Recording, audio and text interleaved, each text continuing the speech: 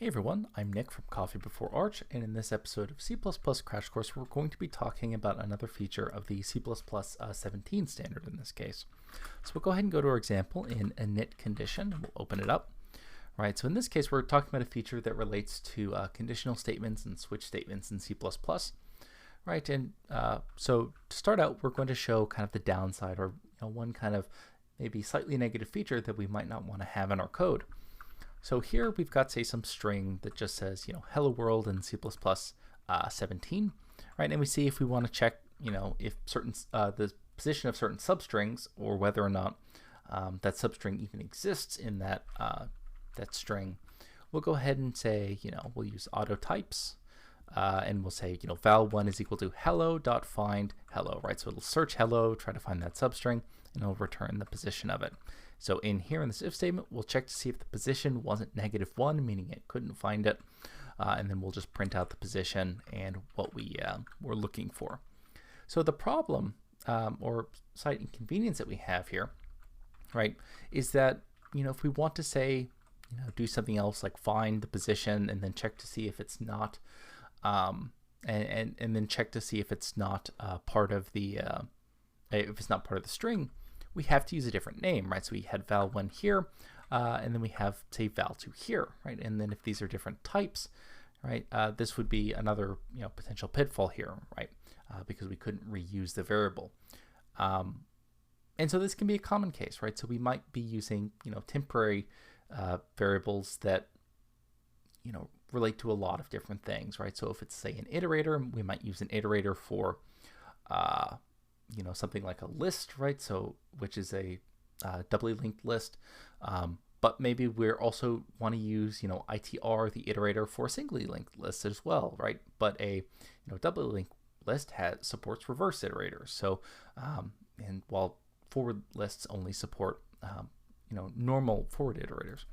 So in this case, right, we'd like to constrain the scope of, say, val2 or val1 to just be part of that if statement. And this is mainly because maybe we don't care about val2 outside of the scope of the if statement.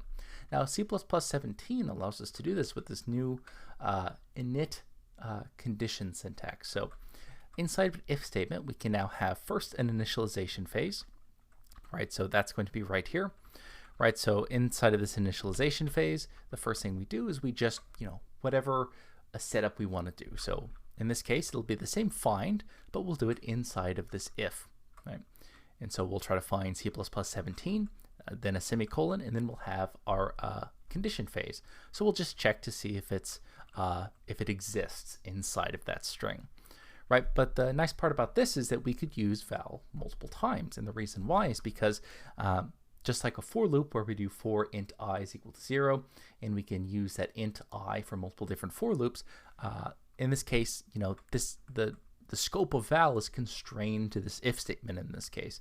So we don't have to worry about kind of leaking scope, right? And having variables, outside of the scope of the if statement that we really don't want outside of the scope of that if statement. So if we go ahead and compile this, we can just use g++-o init.cpp, init, and then init.cpp. And we see that if we don't, of course, give it the standard, it might complain at us saying, it's only as a warning saying it's only available in C++ 17. All right, so let's go ahead and fix that. So standard equals C++ 17. Get rid of that warning, right? And then we can run it. And we see that we get the exact same functionality, but with the added benefit that we don't have to worry about using the same name multiple times anymore, because we're constricting the scope, right, by keeping it within that if statement. So that's going to go ahead and do it for this example. As always, feel free to check out any of this code at github.com/coffeebeforearch. So we have stuff on Python programming, data structures and algorithms, parallel programming, as well as GPU programming. So we looked at C++ Crash Course, and under standard library, we can just go to init condition. You can check this example out. If you have any questions, feel free to send them to me, or if any requests for a particular video to show off something that you'd like, feel free to suggest or let me know. But as always, I'm Nick, and I hope you have a nice day.